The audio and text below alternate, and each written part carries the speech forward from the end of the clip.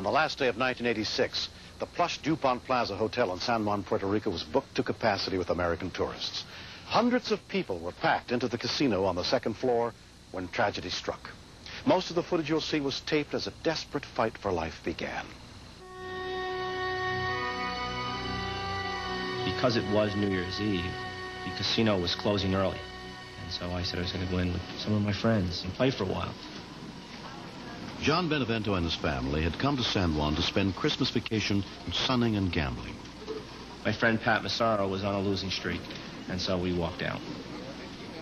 And as we walked out, a black wall of smoke and flame shot across the staircase, making it impossible to go down that staircase. We backed into the casino. John was trapped. His wife, Joan, unaware of the fire, had just let their 2 young children go back up to their hotel room. I was on the beach faced away from the hotel, and I smelled something very odd. And by the time I got up off the chair and turned around, I couldn't see the first 2 floors of the hotel. There was thick, black smoke, so thick that you just couldn't see the hotel at all. I ran across the beach yelling, "The kids are inside, the kids are in there." And there was nothing I could do. I stood there literally thinking, I'm going to stand here and my children are going to die.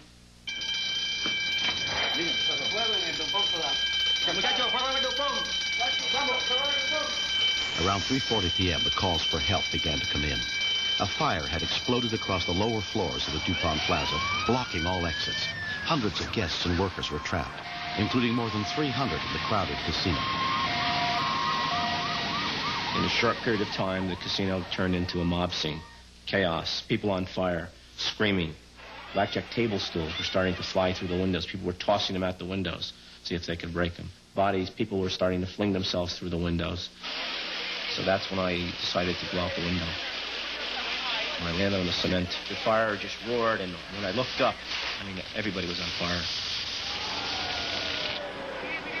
14 fire trucks, more than 100 firefighters, and 35 ambulances responded to the scene.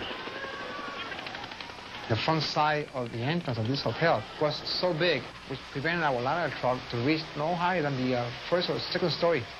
That limited us very greatly.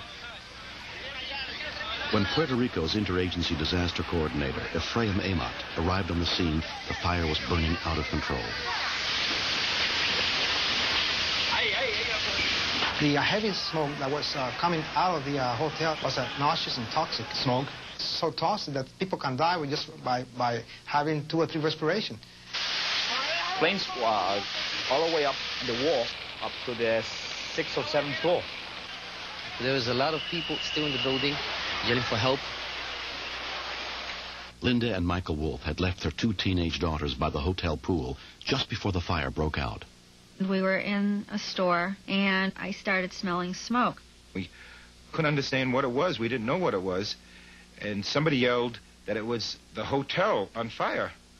We ran as fast as our feet would carry us back to the hotel. And at that point, it looked like a war going on. We saw people laying down by the pool, bloody and screaming and crying. And then we looked up and we saw the people at the hotel windows trying to get out. Our minds were on our daughters, and I was praying that for once they didn't listen to me, because I had just told them to go upstairs. And that's where we saw an acquaintance of ours.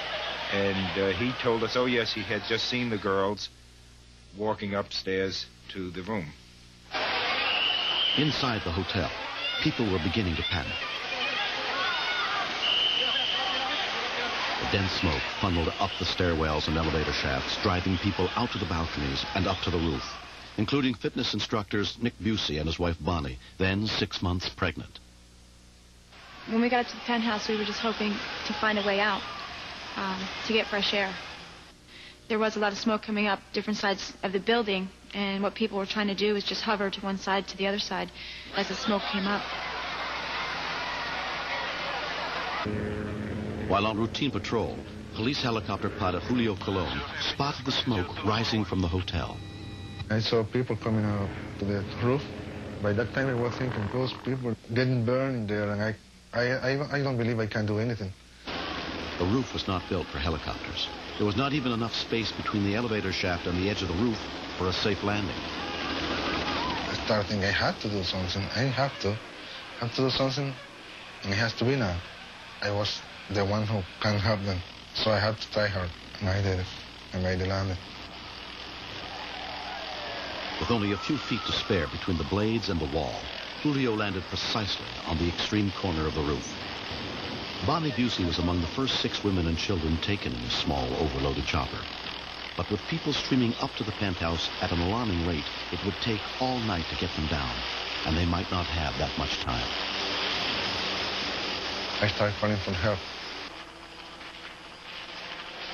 Private charter pilot Pat Walters heard the call. He, too, began airlifting people off the roof. You have smoke coming up, possible visibility being obscured. You have heat thermals coming up, possibly making it a very shaky approach. If you crash, you're going to crash down on the people that are around the fire. You're not going to get far enough away. You're going to go straight down like a rock.